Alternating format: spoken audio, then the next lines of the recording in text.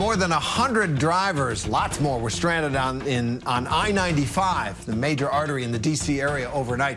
One of the busiest highways in the country. Cars remain stranded with no access to bathrooms, to food, to gas. Just look at that. As highway officials clean up the mess left by yesterday's enormous winter storm. ABC News' Kenneth Moton, he's joining us now, right there by I-95. I'm looking at you, Kenneth. How are you? And tell us what the Virginia Department of Transportation is telling you about that mess out there and Terry, what happened.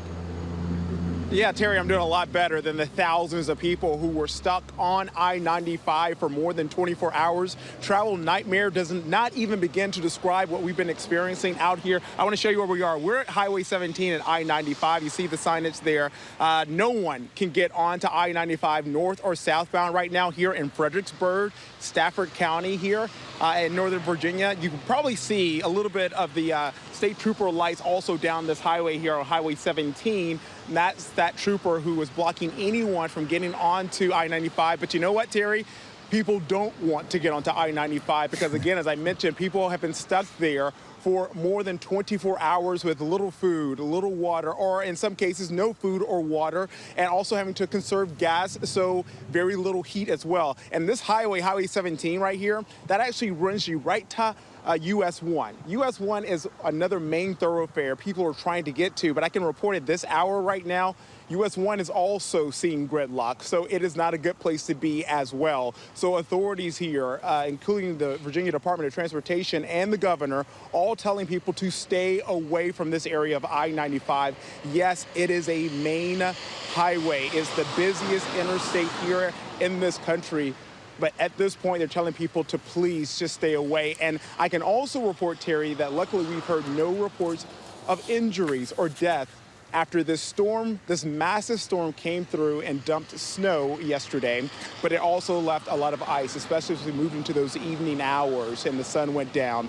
And what we saw on I-95 was a historic amount of ice there on that roadway that the VDOT crew said they were not able to move in there swiftly to get those roads salted in time to make sure to keep that thoroughfare clean and keep that traffic moving. And what we saw is a lot of backup, a 50-mile backup, and people who were stranded on that major interstate.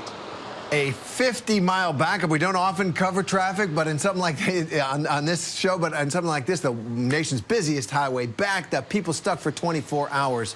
What's the mood out there?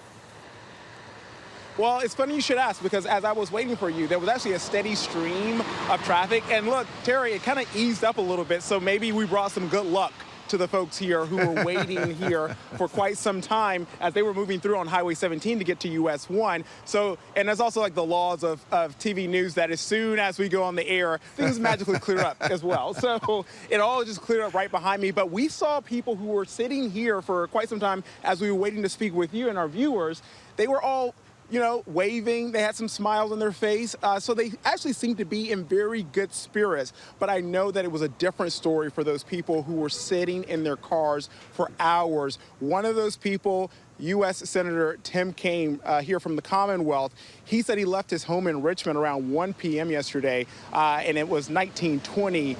20-plus hours later, he was still sitting in his car trying to make it up to Washington, D.C. As you know, from Richmond to Washington, D.C. is about 100 miles. It shouldn't take that long. And also, we know that Fredericksburg, this area right here, it is bad on a good day. So when you have snow and ice and add that into the mix, it was just a recipe for disaster. And there are a lot of questions today, and there'll be a lot of questions in the days to come about how did this happen? Were state officials, were they prepared? Yes, the storm system came in, it moved pretty quickly, but why weren't roads even on Sunday night? Why were they not salted? And so there are a lot of people who were frustrated, who were expressing their anger on Twitter. We've heard from a lot of people. We've heard from people who are just trying to survive in their vehicles as they try to move off that highway. But at this hour, we can't report this area of 95 right here. It has been clear. We're hearing of some good news north of us where they're starting to inch along, but they still have some work to do here in Virginia. All right, well, what a story out there. And Kenneth, we appreciate you being out there for us. Looks like it's clearing up. Get away from that highway now. Keep yourself safe. Thanks for that report. Hi, everyone. George Stephanopoulos here. Thanks for checking out the ABC News YouTube channel. If you'd like to get more videos, show highlights, and watch live event coverage, click on the right over here to subscribe to our channel. And don't forget to download the ABC News app for breaking news alerts. Thanks for watching.